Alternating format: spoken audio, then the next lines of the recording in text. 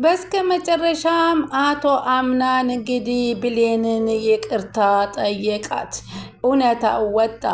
እንግዲህ እንደምታዩት ጄሪና መርሲ በፖሊስ ቁጥጥር ስር ዋሉ። ምክንያቱም መድኃኒቱን የቀየሩት ሁለቱ ተመካክረው፣ አንዷ መድኃኒት ገዢ፣ አንዷ ደግሞ ቀያሪ በመሆን በመመካከር ያደረጉትን ስራ ተጋለጡ። በሚገርም ብሌን በአሁኑ ሰዓት እውነታው ስለወጣ ከትዬ ዛህራ ጋር ደስታቸውን ማጣጣም ጀመሩ። በጣም ደስ የሚል እሱም ይቅርታ አድርጊልኝ በማለት እንግዲህ ተንበርክኮ ብሌንን ቅፍም እያደረገ እያሽከረከረ ይቅርታ ጠየቃት። ትላንትና ፓርት ላይ ያየነው ነገር ሁላችንንም አስደንግጦን ነበረ። ሆኖም ግን በዛሬው ዕለት እውነታው እንግዲህ ወጥቷል ማለት ነው። እንግዲህ በዚህን ጊዜ አሁን አቶ አምናን ደግሞ እውነታው ስለወጣለት በጣም ተደስቷል። እውነታው ባይወጣ ኑሮ ግን በፍጹም አንቺን እዚህ ቤት ባላስወጣሽም እዚህ ቤት አስሬ ስቃይሽን ነበር ማበዛው ነበር ብሏት ተናግሯት የነበረው ቢሆንም እመነኝ እያለ ብትናገረውም እሱ ግን በፍጹም ሊሰማት አልቻለም።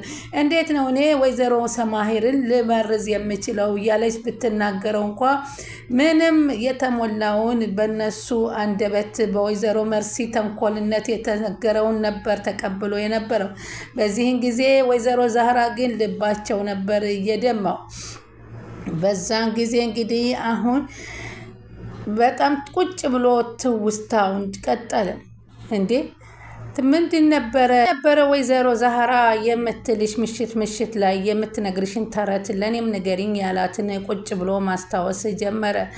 እና እሺ ትፈልጋለህ እና እዚህ ትራስ ላይ ጋደም በል ያለችውንና ጋደም ብሎ ፀጉርን እያሻሸች እንግዲህ የነገረችውን ታሪክ ማስታወስ ጀመረና እኔ እኮ ጥፋተኛ ነኝ ብሎ አንድ ሰው በመንገድ ላይ እየሄደ የድሮ መምህሩን ያየዋል አለችው። አስታወስከኝ መምህር? መምህሩም አይ አላስታወስኩህም ልጄ አለው። እንዴ ሰውየውም ልጁን እኮ አንተ አስተማሪ ነበርክ። አስቸጋሪ ልጅ ነበርኩኝ በትምህርት ቤቱ እና አንድ ቀን ከክፍል ውስጥ ተማሪዎችን ገንዘብ ሰረኩኝ። በዛን ጊዜ አንተ ሁላችሁም ተፈተሹ አልክና የሁሉንም አይናቸውን ጨርቅ ሸፍነህ መፈተሽ ጀመርክ አለው አለ።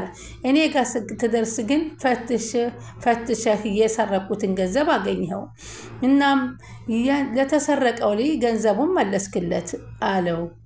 ይህ ታሪክ እንዴት ደስ ትዝ አይልህም አለው። መምህሩም ታሪኩን አስታወስኩት፣ አንተን ግን ላስታውስህ አልችልም አልኩም ብሎ ይነግረዋል። ሰውየውም መለስ አደረገና ያን የጠፋውን ገንዘብ ከኔ ኪስ እንዳገኘኸው ለምን ለተማሪዎቹ አልተናገርክም ብሎ ጠየቀው። መምህሩም እኔ እኮ ሁላችሁንም ስፈትሻችሁ አይኔን በጨርቅ ተሸፍኜ ነበር። ምክንያቱም ከማንኛችሁ ኪስ እንዳገኘው ማወቅ አልፈልግም ነበር አለችው። የሰዎችን ኃጢአትና ስህተት ለሌላ ሰው አሳልፎ መስጠት ሌላ ኃጢአት ነው ልጄ በማለት መከረው። እያለች ያወራችውን ሲያስብ እውነትም የሷን እኮ በደሏን ሳላጣራ ነው እንደዚህ ያደረኳት በማለት እንግዲህ ትዝ አለውና ብሌን ይቅርታ አድርግልኝ በማለት አሁንም ደጋግሞ ይቅርታዋን ጠየቃት። እንግዲህ ወይዘሮ ሰማሄር እንዳየነው አሁን ትውስታቸው የድሮ ትውስታቸው አልተመለሰላቸው። የድሮ ትውስታቸውን የአሁኑ ትውስታቸው አልተመለሰላቸውም። ይህንን ደግሞ ሲፈን አሁን መጠቀሚያ ልታደርጋቸው ነው። ሲፈን ከጓደኛዋ ጋር ከወይዘሮ ሰማሄር የምትፈልገው መረጃዎች አሉ። ለዛ ነበረ የገባችው። የአሁኑን ማስታወስ በቅርብ ጊዜ ያለውን ካላስታወሽ የድሮውን የምታስታውሽ ከሆነ በጣም አሪፍ ነው ነበር ያለቻት። ወይዘሮ ዛህራ በጣም ነበረ በብሌን ቦታ ላይ ሆነው ልባቸው ተነክቶ የነበረው። ሜርሲም አንቺም ተረኛዋ ነገ አንቺ ነሽ እያለች ወይዘሮ ዛህራን ስትላት፣ ወይዘሮ ዛህራ ለፈጣሪዋ እጇን ዘርግታ ብሌንን ነፃ አውጣልኝ ያለችው አልዋለም አላደረም። ዛሬ ሁሉ ነገር ተረዱ።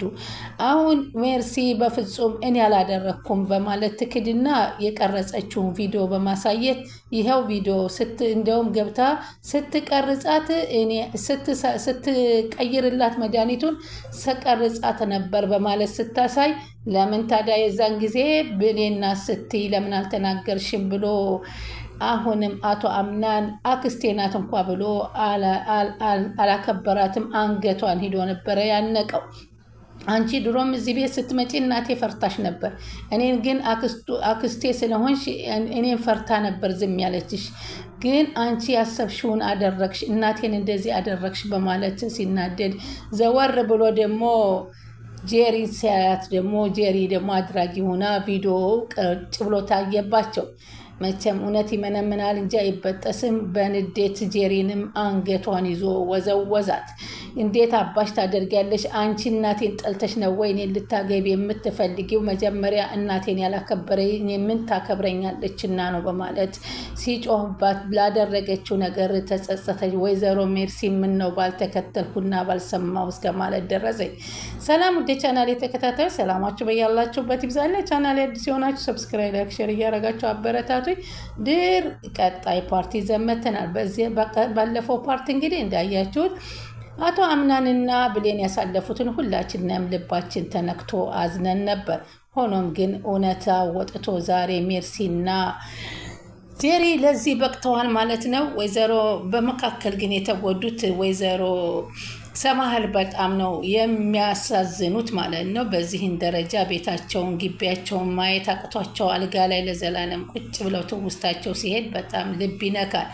አምናንም በጣም በእናቱ በኩል በጣም የፈለገ ይሁን እናቴ እኮ ናት፣ ማን ነው ደፍሮ ይሄን መድኃኒት የቀየረው በማለት ቢጠይቅም ወይዘሮ መርሲ ግን ለራሷን ለማሸሽ ብላ ብሌንን እንደዛ አስመትታ አስቀጥቅጣ፣ ብሌን ግን ስቅ ብላ አልቅሳ ነበረ። ሆኖም ግን አልዋለም አላደረም፣ እውነታው ወጣ። አሁን ወይዘሮ ሜርሲና ጄሪ እንኳን አይደለም ጄሪ አግብታ ጓደኛ ልጆቿ አባል ልታረገው እሷም ወደ እስር ቤት ተወረወሩ። በመካከል ላይ ግን የሚያሳዝነው የወይዘሮ ሰማሄር ጉዳይ ነው። እሳቸውም ምናልባት ከጊዜ ብዛት በእንክብካቤ እነሱ ከወጡላቸው ሊቀጥሉ ይችላሉ። ሲፈንስ ምን ታደርጋቸው ይሆን? ይህንን በሽታ ተጠቅማ ሲፈን ምን አይነት ነገር ታስደርጋቸው የሚለው አንድ ደግሞ ትልቅ ጣጣ ይዞ መጥቷል። ካሁን በኋላ ብሌን ካጠገባቸው እንዳትለይ ወይንም ወይዘሮ ዛህራን ከጎናቸው እንዳትለይ ከተደረጉ ምናልባት ሊከላከሉላቸው ይችላል። በዛ ቤት መልካምና ጥሩ ሆነው የሚሄዱት ያሉት ወይዘሮ ዛህራና ብሌን ናት። ብሌን በእርግጥ በሱ አሁን ካሁን በኋላ በአምናን ቢዚ ልትሆን ትችላለች። ወይዘሮ ዛህራን በኪችን እንግዲህ ምግብ በማብሰል ላይ ስትሆን እንግዲህ ያን ተጠቅማ ሲፈን ከምትደውልለት የስራ ባልደረባዋ ወይንስ ወንድሟ በምትለው ምን ልታደርግ አስባ ይሆን? ምንስ ልትወስድ? ከዚህም በፊት ከሌላ ልጅ እንዳላቸው የሚለውን ፋይል አውጥታ እሱ እንዳየው አድርጋ ያወጣችውና ውጭ ያወጣችባት ሲፈን እንደሆነች እናውቃለን። ወይዘሮ ሰማሄር ግን ማን ነው የደፈረኝ ከፋይሌን ያነሳው እያለ ብትጠይቅም ሁሉም እኛ ላየንም ነበር ያሉት። በጣም በሚያሳዝን ሁኔታ በአሁኑ ሰዓት ወይዘሮ ሰማሄር በጣም ነው የሚያሳዝኑት። መድኃኒቱንም አትኩረውና ልብ ብለው እንዳያዩት በወሬ እንግዲህ ጠምዳቸው ነበርና መርሲንና ብሌንን ምንም አላስተዋሉም። ጠርሙሱን እንጂ ያዩት ውስጡ መቀየሩን አላዩም። እና እንግዲህ ያን በመውሰድ ለዚህ በቁ። ግን ወይዘሮ ዛህራ በጣም ነው ልቧ የተነካው። በጣም የሚወዷትና የሚያከብሯት ሴት ናትና በዛ ውስጥ ለወይዘሮ ሰማሄር ይሄ አይገባትም በማለት ነበረ ስቅስቅ እያለች ስታለቅስ የነበረው። ብሌንም ባላደረገችው ነገር እንግዲህ ስትቀጣ ማየቱ በጣም ያማል ማለት ነው። ግን ታያለህ እውነቱን ስትረጋግጥ መተት ይቅርታ ትጠይቀኛለህ እንዳለችውም እንግዲህ አሁንም ይቅርታዋን ለመጠየቅ እንግዲህ ይቅርታውን ለመጠየቅ እሱም ተዘጋጅቷል ማለት ነው።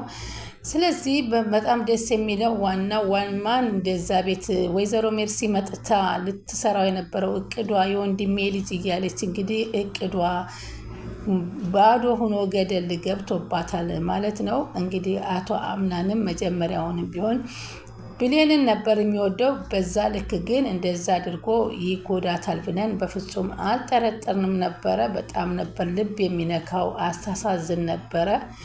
ቢሆንም እዛ ውስጥ የተረዳቻት እናቴ ዛህራ ነበረች። አሁን እሱ ቁጭ ብሎ ግን ጸጸት ይዞታል። ያን ነገር ማድረግ የለብኝም። ጄሪ እንግዲህ እንደዛ አድርጋ መጠጥ ሰጥታ ብታስተኛውም ባደረገው ድርጊት በጣምም በመናደድ ሲነሳ አንገቷን ሴት አድርጎ ምን አባሽ ነበር ያደረግሽው? እኔ ስወድ እንጂ ስፈልግ እንጂ ሳልፈልግ እንደማይሆን ነግሬሻል ነበር ብሎ ሲጠይቃት እንግዲህ የተጠቀመችውን እኔ ሰክረህ ነው ነበር እንጂ አለችው። መድኃኒት ጨምሬብህ ነው አላለችውም። የፈለገ በንዴትን ብሰክር እንዴት ፊት እኔ ጋር መጥተሽ አንሶላ ትጋፈፍ ያለሽ በማለት ነበረ የተናደደው በሰራው ስራ። በጣም ይሄን አደረገና ያገባኛል ብለሽ ከሆነ በፍጹም ሴትነትሽን ነው ያረከሽው፣ አላገባሽም በማለት ነበረ የተናገራት። በዚህን ጊዜም ስቅስቅ ብላ እንግዲህ ወይዘሮ ጄሪ ማልቀሷን ተያያዘችው። ራሷን ያላስከበረ ሴት ማንም አያስከብረውም በመባል ወይዘሮ ዛህራ ተናገረች። ሴት ራሷን ስታስከብር ነው የምትከበረው እንጂ በግዳጅ የሚሆን ነገር የለም ብላ ስትናገራት፣ ወይዘሮ ጄሪ ደግሞ ኡታዋን ቀጠለች። እንግዲህ ውድ ቻናሌ ተከታታዮች ስለምትከታተሉኝ ከልብ አመሰግናለሁ። ቀጣውን እንግዲህ እስከምንገናኝ ደግሞ ሰላማችሁ በያላችሁበት ይብዛልን። ቻናሉን ሰብስክራይብ፣ ላይክ፣ ሼር ያደርጉ ይጠብቁን።